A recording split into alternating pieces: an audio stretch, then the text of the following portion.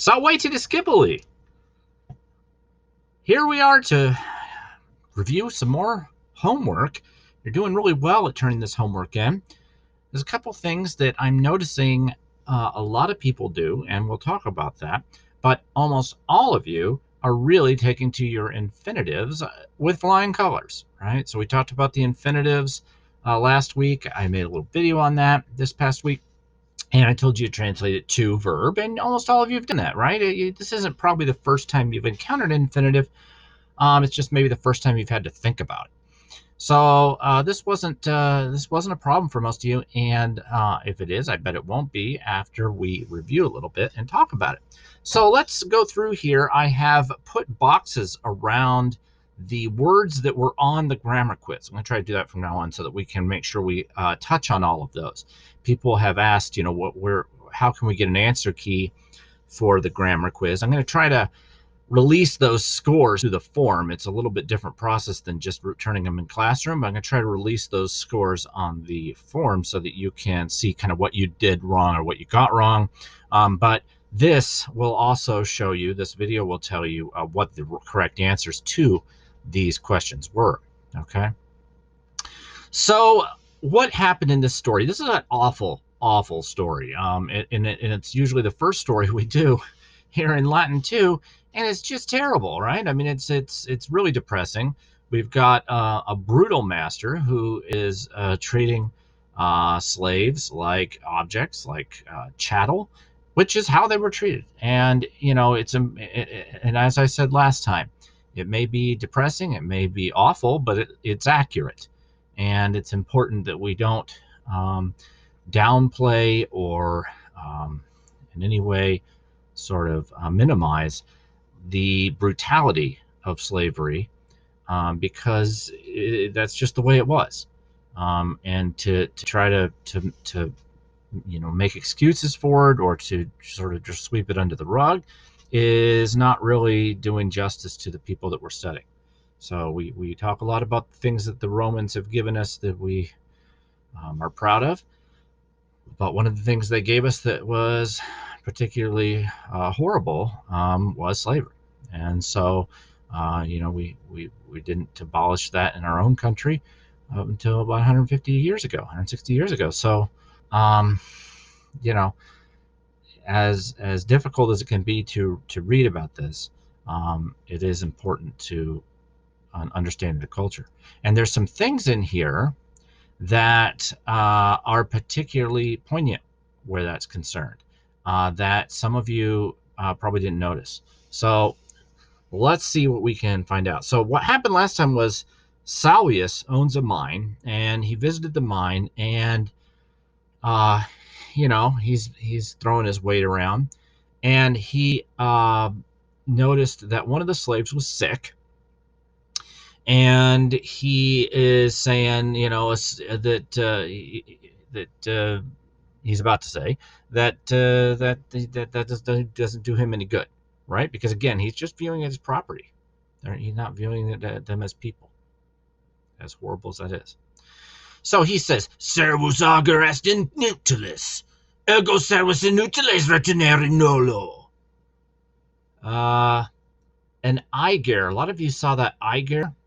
And you put field, because you thought of auger, augris, or auger, augury. Now, that brings me to a problem I've seen several times, and that is that people are sort of glancing at these words and then looking up something kind of like it, and then kind of throwing it in there, and it ends up not making a lot of sense, right? And so if your translation comes away with something like the sick slave is a field, or the useless slave is a field, that doesn't make any sense.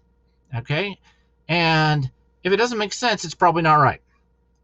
Okay, so if you read over your translation and you're like, that makes zero sense, it's probably wrong, and you need to double check what you're doing. So you want to be very specific when you look these things up. So you look up aiger and you say auger, okay, here we go. Check the spelling between those two. This is I-E-G-E-R, not A-G-E-R. This is A-E-G-E-R.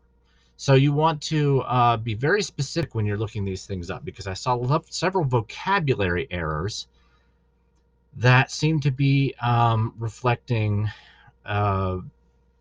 you looked up the wrong word, basically. So he says a sick slave is inutilis. A sick slave is useless.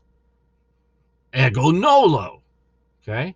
I do not wish, retenere, there's our first infinitive. I do not wish to retain servos inutiles, useless slaves. Okay.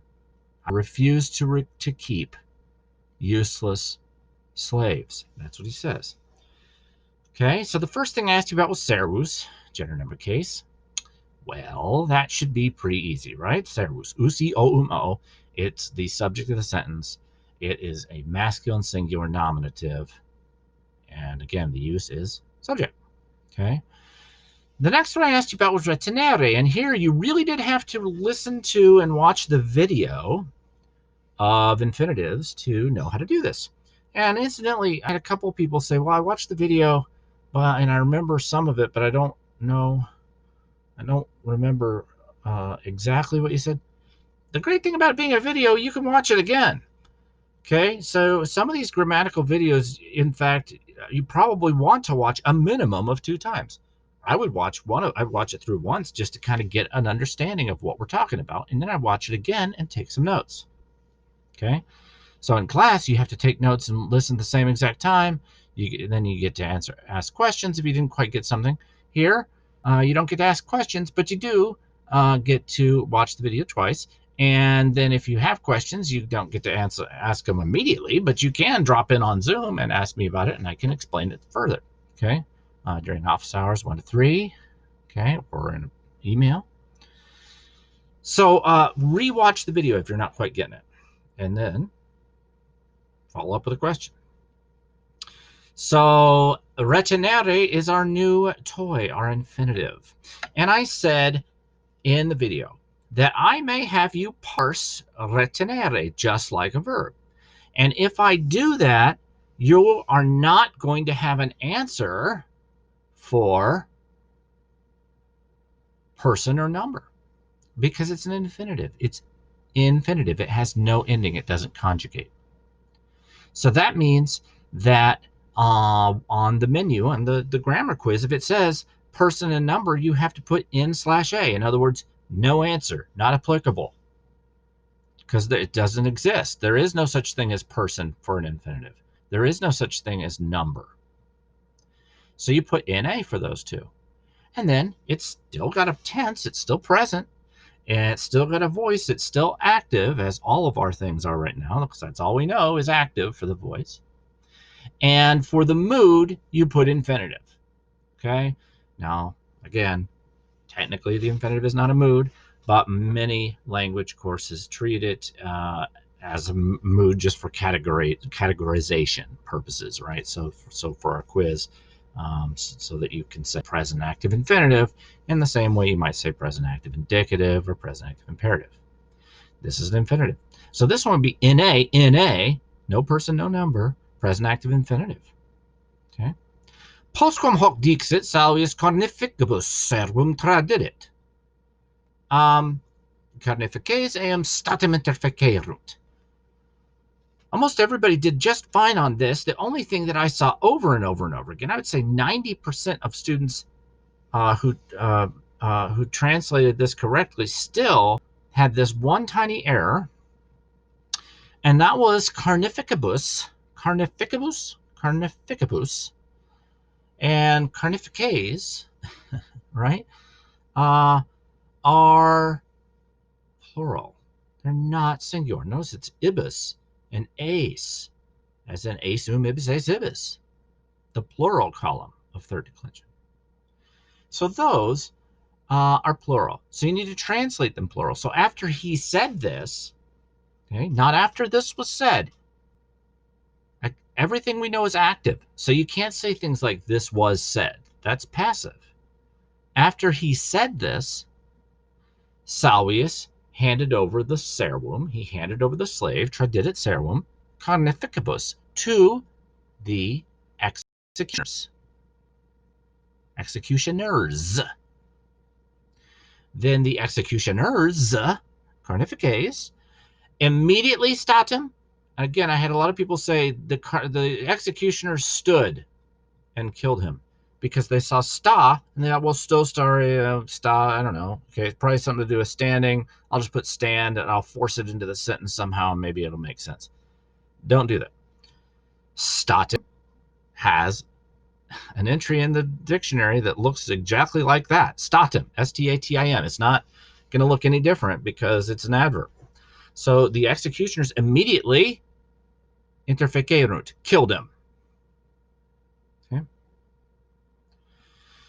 Hixe was tamen filium habebat. This slave, nevertheless, tamen, had a son. A few of you put daughter. Filiam would be daughter. This is filium. So he was having a son, and habebat is from habeo haberi, to have. Some people seem to think it was habitare, which would be like to live. And you were saying like he was living with his son. No, this slave, however, had a son. Nomen erat Alator. His name was Alator. Alator patum sum vindicare voluit. Ooh, it's another one of our friends, our new toys. Alator voluit, wished to vindicare, wished to avenge his father, or his own father, you can say, although not really necessary to say his own here, but wished to avenge his father. Okay.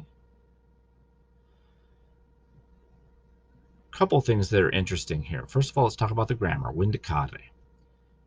What is that thing? It's got an A-R-E, just like retenere above had an E-R-E. So we know it's one of our new friends, the infinitive. We only know one kind of infinitive, so it's got to be a present active infinitive. So if I ask what tense, voice, mood, it's present active infinitive. Then I asked you the use, and we only know one use of the infinitive right now. Only one. And that use is complementary. Remember, with an E, complementary. As in, it completes another verb. Here, voluit. He wished. He wished, yes. Like we want to finish it, right? He wished to avenge his father. That's a complementary infinitive. Now, what's interesting about this is he's a slave. And the duty to avenge your father is a universal responsibility for sons in antiquity. However, slaves were not considered the children of their fathers. Legally, they are considered the children of their mothers, which is the opposite of how it is for freeborn individuals. And so the fact that he wanted to avenge his father, he is taking on the role of and the responsibility of a freeborn citizen, which is one of the first aspects of this, which is reversed, which is upside down from the way it's supposed to be in this culture, right? So that's probably why that suum is there, his own father, because his pater, the pater, right? The pater familias, the pater of the household, would be the head of the household, the dominus. So if it said he wanted to avenge patrim, and it didn't have suum there, then it would probably imply that he wanted to avenge his master, the father of the house. But his own father, his personal father, that's a different thing. So that lots of interesting things can happen with these little choices of words. Suum, right? Just means his, doesn't it? Who cares? Well, it actually has some meaning behind it, more so than you might think. And we'll see that again in a minute. Okay, so, itaque. So, that's what itaque means. Ubi caeteri dormiebant. When the others were sleeping, alator pugionum capit. He took a pugionis, a dagger. And I said, what gender number case is this? Well, you have to look up pugionis. Okay? Some people said, well, that's third declension. Okay, as though that answers the gender number case situation. It doesn't. A common misconception I have found through the years is that early Latin students seem to think that third declension means neuter. It doesn't. Remember, the declensions, first, second, and third, just have to do with what the noun looks like, okay, and what set of endings. It does not automatically mean that a noun is masculine or feminine or neuter. Now, most of the first declension nouns, I, I, are, me, sasis, most of those are feminine. And so we come to think of it as sort of a feminine declension. But there are some that are not, right? Like poeta and agricola, farmer, poet, those are not feminine. So uh, it may start to feel like a feminine declension, but it's not. And then usi o, second declension, a lot of those tend to be masculine, and so we start to think of it as maybe a masculine declension. And then by extension, people start to say, okay, well, first is the feminine declension, second is the masculine declension. I guess third is the neuter declension. Not the case. Third declension is masculine, it's feminine, it's neuter. It can be any of those, any of them. So you do not want to get in the habit of associating gender with specific declension. All the declension means is this is its set of endings. Okay, and this is what the noun looks like in the various endings. That's it. It could still be any of those three genders. Okay, so this is an accusative, it's singular, and defined as gender, which you can do. You just look up pugio pugiones in the back. And what use of the accusative is it? It is, that's right, a direct object. It's the object of capit, the verb. So alator took a dagger. I think you only know two uses of the accusative right now. One's the direct object, the other one's a preposition. So you have alator, pugionem, capit. No preposition there. There's only three words. There's only the nominative, the subject, the verb, and an object. That's it. So you can't say preposition. There's no preposition there. It's the direct object. Postquam custodes lucet cubiculum intravit. After he slipped past guards. Be careful. Do not say after slipping past the guards. That's not what it says. And that is another common issue I've seen. When you start out in Latin 1, you're reading all these stories and everything's in the present tense. And you're like, this sounds weird. Because we hardly ever talk in the present tense, do we? Or I guess we talk in the present tense, but we hardly ever read stuff just flat out in the present tense. I mean, it feels a little odd, especially when you're reading stories about things that happened, a couple thousand years ago. Well, how is this in the present tense? And so Latin students get in the habit of putting everything in the present tense. Well, now you have lots of other tenses. You have, or a couple others, you have the imperfect, like up here in habebat in line 11, he was having. And you have the perfect, like this elucit, or like tradidit up there in line 9. And so you don't want to translate these present. I had several of you, when you were doing this, said, while the others are sleeping, he slips past the guard, he enters. All these should be in the past tense. They're all either imperfect or perfect. So you shouldn't be making any of them present. So after he slipped past the guards, he entered intravit the cubiculum. And this is the bedroom. I had some people said kitchen. The cubiculum just means, honestly, it really just means a room. But typically here, the bedroom. So cub is a root in Latin that actually has to do with laying down. Maybe you've seen people riding around on recumbent bicycles, right? Same thing, cumb. In this cubiculo, in this bedroom, Salvius dormiebat was sleeping. So Salvius was sleeping in this bedroom. Dormiebat, well, that's just a good old third person singular. See, bombos bot, third person singular, imperfect, bombos bot, active indicative. Remember, if it's just a good old fashioned verb, Right now, it's got to be an indicative. We don't have, that's all we've got besides your infinitive, your new infinitive, right? Then, alator dominum nostrum petivit. Then alator, and here you could say either attacked our master or he made for our master, and he vulneravit, wounded him. And that was our last grammar question. Vulneravit. Well, vulnerare, vulneravi. It's a perfect. So it's a third person singular again. E is the it. Third person singular, perfect active indicative. Perfect active indicative. Okay, so then alator attacked our master and wounded him.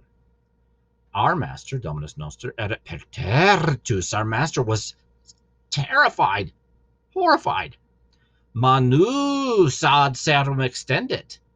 Some of you put the slave extended his hands. The servum here is ad servum. He extended his hands to the slave. Many others of you just left it out completely. He extended his hands and begged for mercy. Venia. Okay? But it's he extended his hands to the slave. Ad servum. Now, this is also a reversal of what is supposed to happen. I'm making sure to put that in quotes because it's not what I think should happen. I'm just saying what the Romans expected to happen and how they expected roles to be fulfilled. A master, a freeborn Roman, is not supposed to be extending his hands. Extending your hands. See if my hand will disappear here. Whoa, part of it's just extending your hands. When you extend your hands out, that is a show of supplication. It is something you do to someone usually in a higher position than you, not a slave. So that he's extending his hands ad servum to the slave is extremely telling, and that he's seeking venia, which is the same word that's used as a pardon when you are pardoned for a crime. He's seeking forgiveness. Again, not something that you're supposed to do to a slave. Okay? So he was terrified, and he's put in the position of acting like a condemned criminal to a slave. Now, he deserved it, I guess, from our standpoint, maybe, because he killed this guy's dad for no reason other than being sick. So maybe he deserved it, but it explains why he later is going to get so incensed about this whole episode. Doesn't excuse him getting incensed by this episode, but it explains why culturally this was so outrageous to him. Okay? He was put in a position to be treated like a lower class citizen by a slave. Okay? And Romans were very status conscious. They were very aware, and we are too, in different ways. So we're going to see what happens next. It's not pretty, but that is how it should be translated, and those are how you should have answered your grammar questions. Again, if you have any questions, you can always email me. You can always privately comment on these, or publicly comment if it's a question you think it would benefit your classmates. Or you can jump on Zoom. I've been seeing more and more of you on Zoom during office hours. I love that. Come drop in between 1 and 3. Just stay for a couple minutes, get a couple questions answered if you've got them. I can go back over something if you want, and then go about your merry way. Okay. Until then, though, I guess I will see you next time. Good luck. And if you're watching this before the weekend, I hope you have a great 3-day weekend. Walete discipuli.